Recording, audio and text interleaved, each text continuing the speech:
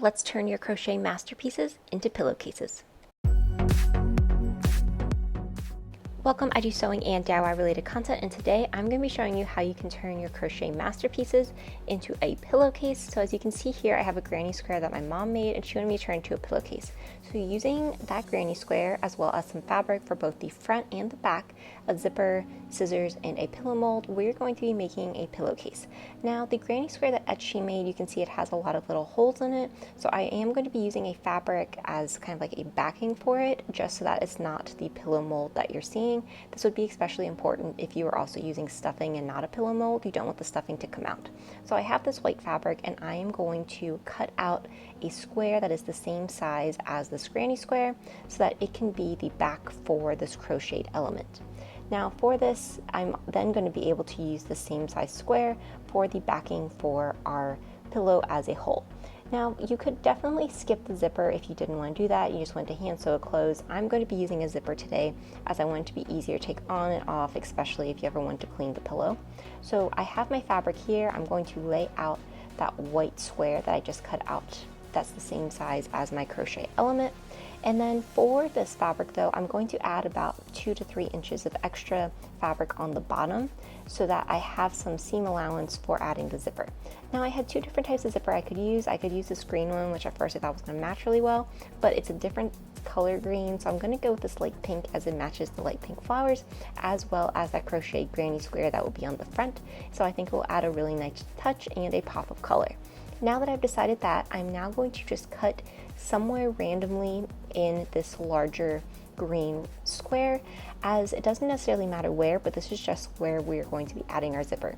I did about 6 inches in, so I'm going to have a smaller rectangle as well as a larger rectangle, and this will give it a fun asymmetrical feel as well.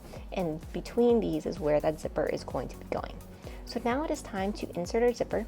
So with right sides together, I am pinning my zipper to that longer edge of that short rectangle, and then I'm going to be taking a seam to attach the zipper to the rectangle. Now you could use a zipper foot for this if you would like. I am not as concerned as getting as close to the zipper edge as possible, so I did use a regular presser foot and I really did not have any issues as I went all the way around.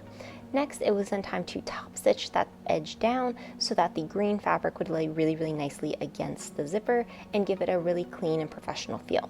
So this is what the fabric now looks like on that one edge of the zipper. It looks really good. I feel like everything's coming together nicely and that pink matches the pink flower so well.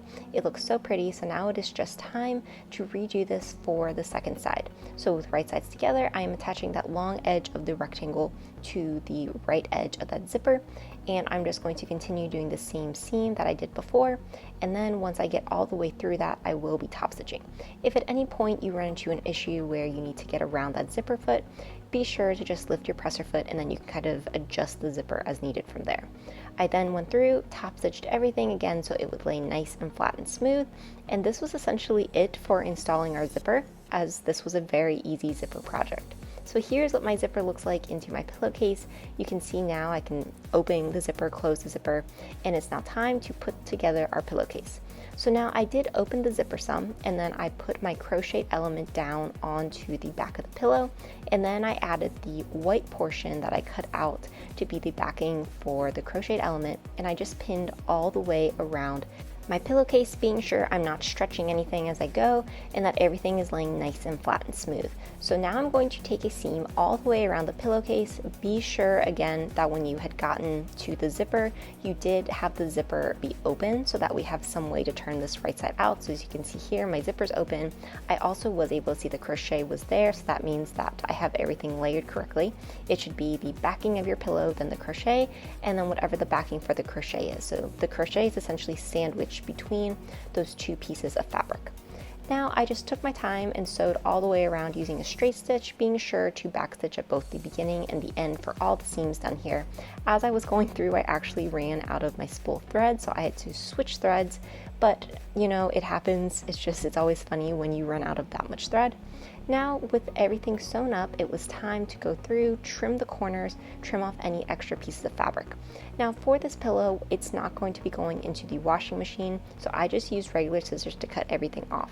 If you think that this is going to be a pillow covering that you're going to be washing frequently, I would definitely recommend using an edge finishing technique, such as pinking shears. You could have done French seams. You also could have serged the edges if you had a serger. There's multiple different ways to do it. Then once it was all cleaned up, it was time to turn this right side out, which was really exciting to get to see the crochet. It was really exciting getting to see the fabric. Everything matched really nicely together, and I thought that the colors were perfect in this instance.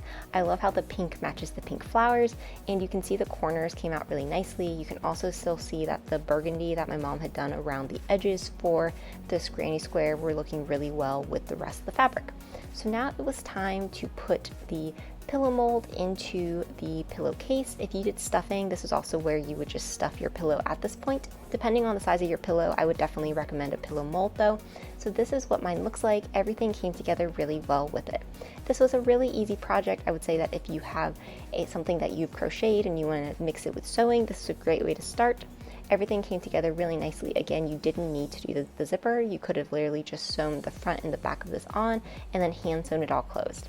I hope you enjoyed this video. If you did, be sure to like, comment, and subscribe, and let me know what else you'd want to see. If you want to see more crochet and sewing mix content, let me know that as well.